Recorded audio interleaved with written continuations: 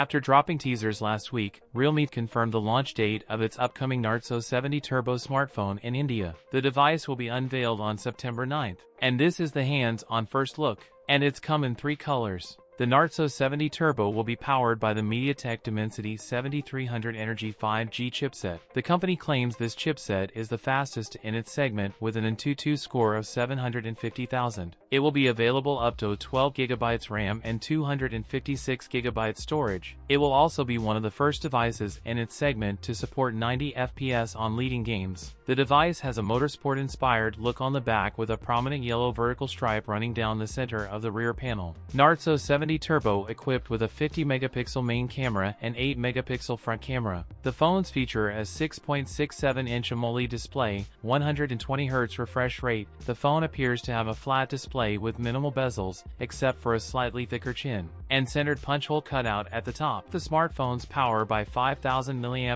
battery, with 45W fast charging. The handset will measure 7.6mm in thickness and weigh 185 grams. That's it for today's video. If you enjoyed it, don't forget to like, comment, and subscribe for more content. Thanks for watching, and I'll see you in the next one.